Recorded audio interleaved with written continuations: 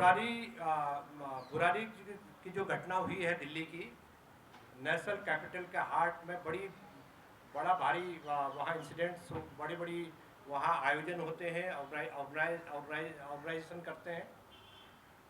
And मैं मानता हूँ कि दोनों घटनाओं में एक तरह की समानता है। उत्तर प्रदेश में जो इंसिडेंट हुई बलिया डिस्ट्रिक्ट में, that is related to the paper leak of intermediate English paper.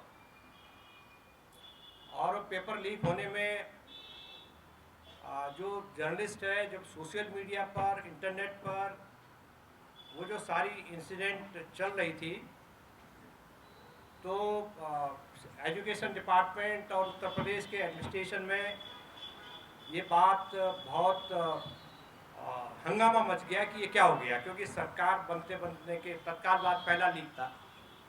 And Uttar Pradesh में ये जो लीक है, लीक दो तरह के हो रहे हैं। एक तो एग्जामिनेशन लीक हो रहे हैं और दूसरा नौकरियों के पेपर लीक हो गए। तो पेपर लीक होना उत्तर प्रदेश के लिए कोई नई बात नहीं है। ये एक वहाँ का शाश्वत सत्य जिसको बोलते हैं, वो लगातार पेपर लीक होना। वहाँ के अगर पेपर ही लीक नहीं हुआ तो क्या हुआ? तो पेपर लीक लगातार हो रहे हैं। एडमिनिस्ट्रेशन के लोग सरकार की एडमिनिस्ट्रेशन की जो नाकामियां हैं, वीकनेसेस हैं, उनका फ़ायदा उठा रहे हैं। उस इंसिडेंट में जो जिसको कहते हैं जो डेवलपमेंट हुए, जो ट्रेंड डेवलप हुए, उसमें ये हुआ कि एक दिग्विजय सिंह नाम के सीनियर जर्नलिस्ट हैं, इस 50+ होंगे, is a stinger of Amar Ujala paper. और उन्होंने उसको वेरीफाई करने की कोशिश की, उस इंफॉर्मेशन की को, तो डिस्ट्रिक्ट मजिस्ट्रेट का उनको फ़ोन आया, बलिया डिस्ट्रिक्ट मजिस्ट्रेट का, कि हमको पता लगा आपके पास कोई इन्फॉर्मेशन है। उन्होंने कहा यस सर, मैं तो आपको खुद ये शेयर करना चाहता हूँ जो इन्फॉर्मेशन है। Then he shared the WhatsApp of that paper, solved paper. It was not a question, it was a solved paper already, and it was out in public domain. And then he shared that solved paper to the district magistrate of the Balia 1 month before. And few hours when he shared the information with district magistrate, immediately police उनके घर आती है, उनको arrest करके ले जाती है। उनके साथ 2 और जो रिपोर्टर्स हैं, उन लोगों को भी पकड़ा जाता है, उनको भी जेल में डाल दिया जाता है। तो ये ऐसी इंसिडेंट्स हैं, ऐसी घटनाएं हैं कि जो हम लोग के पास, रिपोर्टर के पास कई तरह की इंफॉर्मेशंस होती हैं। हम लोग उनको वेरीफाई करने की कोशिश करते हैं। हम लोग बिना वेरीफाई करके कोई स्टोरी छापना गलत मानते हैं, तो नेचुरली हम कोई ऐसी जगह जहां सरकार नहीं है, गैर सरकारी लोगों से तो वेरिफिकेशन कर नहीं सकते। और जो सरकारी लोग हैं, सरकारी लोग कहेंगे कि भाई आपके पास सबूत क्या है, what is the proof with you. तो उन्होंने जब प्रूफ शेयर किए डिस्ट्रिक्ट मजिस्ट्रेट से, जो कि डिस्ट्रिक्ट का सबसे बड़ा ऑफिसर होता है, तो इमीडिएटली उनको अरेस्ट करके थाने ले जा करके लॉकअप में 3 पत्रकारों को बंद कर दिया गया और उसके बाद उनको जेल में डाल दिया गया। कि उनको आप एक मॉडस ऑपरेंडी देखिए कि पेपर लीक का जो पूरा सिस्टम है, उस सिस्टम में उनको भी इन्वॉल्व कर दिया गया कि आप भी पेपर लीक में शामिल हैं, क्योंकि आपके पास एक जो सॉल्व पेपर मिला है, जर्नलिस्ट के पोजीशंस में कोई सॉल्व पेपर मिला है, कोई उसके पास इंफॉर्मेशन मिली है, तो उसको मान लिया गया कि ये आप you are the part of this paper leak racket.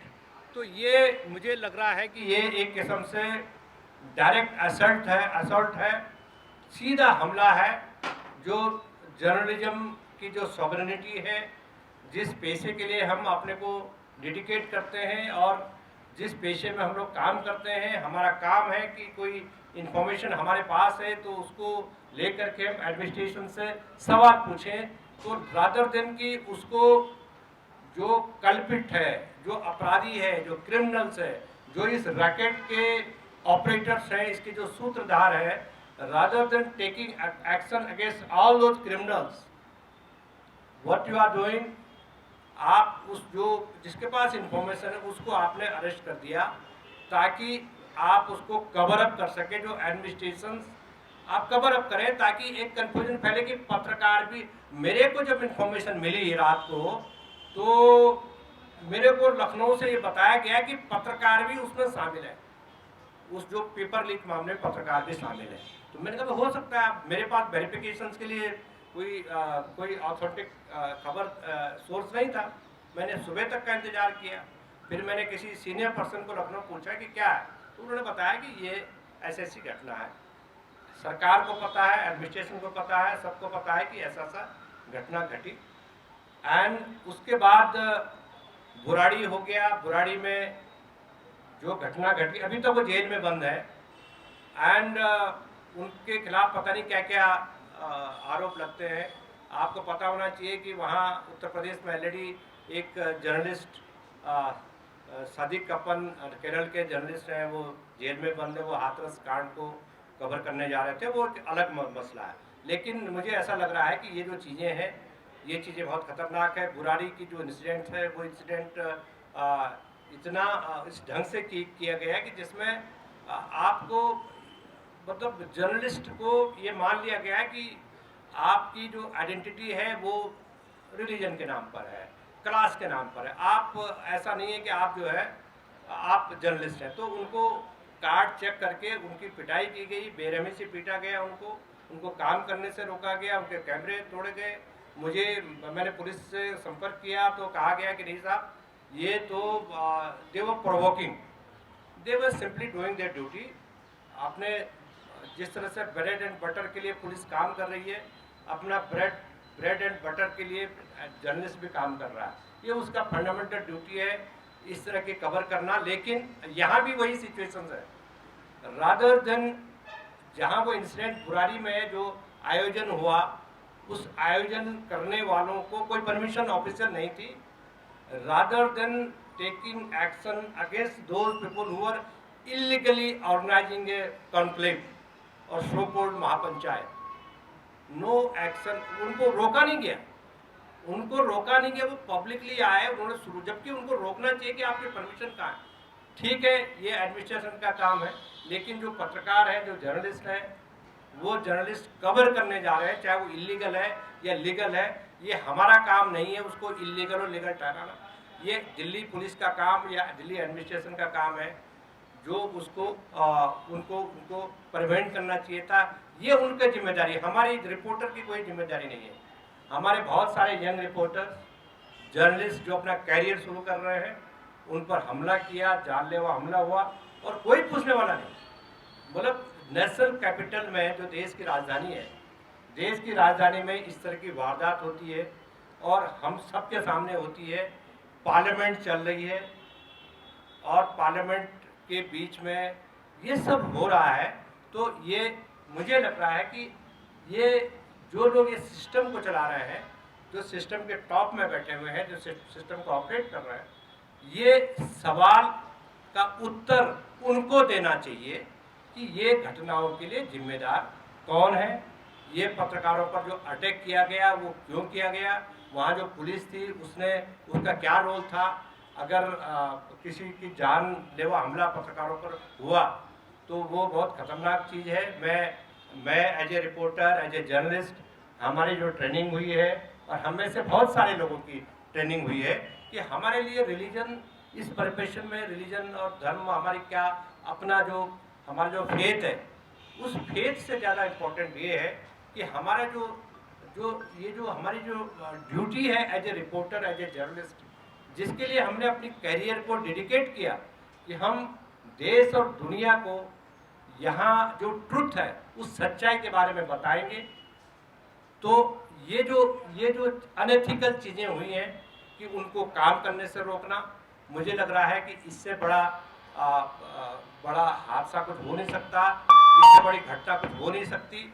और मैं अभी भी मानता हूँ कि reporters are always without border, किसी भी, हमारी कोई सीमा नहीं है, हमारा कोई ऐसा नहीं होता कि हम सीमाओं में बांध दें कि आप यूपी के पत्रकार हैं, आप गाजियाबाद के, आप बलिया के, तो we are reporters without border everybody. तो ये जो चीज़ें हैं, ये चीज़ें we are working under the this is our right, this is our fundamental right to write the story, to cover the story. And हम लोग कोई पॉलिटिक्स नहीं कर रहे हैं, हम लोग कोई लोकसभा का या विधानसभा का चुनाव नहीं लड़ रहे हैं, हम लोग सिंपली अपनी ड्यूटी कर रहे हैं। मैं यहाँ पर और भी साथी हैं, हमारे बहुत सारे साथी हैं, मैं बहुत ज़्यादा नहीं अपनी बात करूँगा। मैंने एक रेजोल्यूशन भी तैयार किया है, जिस रेजोल्यूशन को हम लोग पढ़ेंगे। हमारे सेक्रेटरी जनरल साहब विनय कुमार जी पीछे है, मैं उनको कहूँगा कि वो भी आगे आए। और मैं जयशंकर गुप्त जो प्रेस काउंसिल ऑफ इंडिया के मेंबर हैं, हमारे साथी हैं, वो भी अपने विचार रखेंगे। मैं इससे पहले कि सभा को आगे बढ़ाऊं, मैं हरतोष सिंह बल हमारे बीच हैं, सीनियर जर्नलिस्ट हैं, उनसे मैं निवेदन करूंगा कि ये जो हमारी जो आज की जो बैठक है, इस बैठक को के काम को आगे बढ़ाएं। Thank you. नेशनल दस्तक की आपसे गुजारिश है कि अगर इसको बचाना चाहते हैं तो नेशनल दस्तक को सब्सक्राइब करने के लिए रेड कलर के सब्सक्राइब बटन को दबाएं, फिर बेल आइकन की घंटी दबाएं। नेशनल दस्तक को बचाने के लिए बहुत जरूरी है कि हर खबर को शेयर करें, लाइक करें, कमेंट जरूर करें।